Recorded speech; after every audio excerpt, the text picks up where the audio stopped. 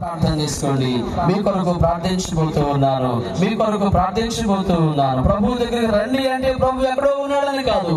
నీవు నోరు తెరిచి ప్రార్థన చేయటమే ప్రభువు దగ్గరికి రావటం, నీ పాపాలు ఒప్పుకోవటమే ప్రభు దగ్గరికి రావటం. ఎటువంటి శ్రమలందును ఎటువంటి శ్రమలందును ఆదరణానికి చునని గ్రహించి నీవు పొందేదవు, గ్రహించి నీవు యేసుని చూచిన హద్దులేని ఇంపు పొందేదవు. రమ్మనుచున్నాడు నిన్ను ప్రభు యేసు, వాంఛతో కరము చాపి రమ్మనుచున్నాడు,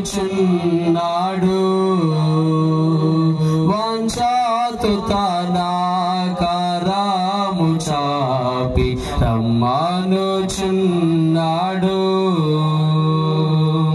కన్నీరంతా తుడచును, కను పాపవలి కాపాడును.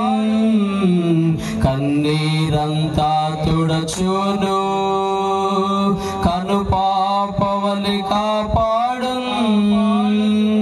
కారు మేఘము వాలే కష్టములు వచ్చినను కనికరించి నిన్ను కాపాడును.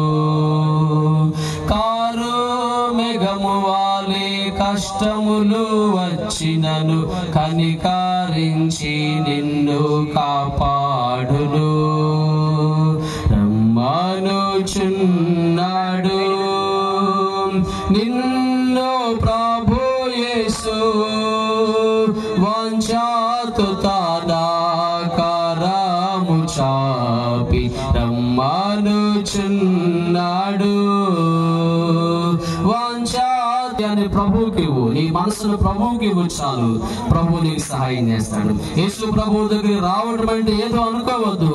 యేసు ప్రభు దగ్గర రావటం అంటే పాపాలు ఒప్పుకోవడం, యేసు ప్రభు చెంతకు రావటం అంటే ప్రార్థన చేసుకోవడం, యేసు ప్రభు దగ్గర రావటం అంటే మోకాళ్ళు వేయటం, యేసు ప్రభు దగ్గరికి రావటం అంటే ప్రార్థన చేసుకోవడం, యేసు ప్రభు వద్దకు రావటం అంటే యేసు ప్రభు సేవకుని యొద్దకు రావటం, యేసు ప్రభు వద్దకు రావటం అంటే పరిశుద్ధ గ్రంథం యొద్దకు రావటం, యేసు ప్రభు వద్దకు రావటం అంటే దేవుని మందిరానికి రావటం.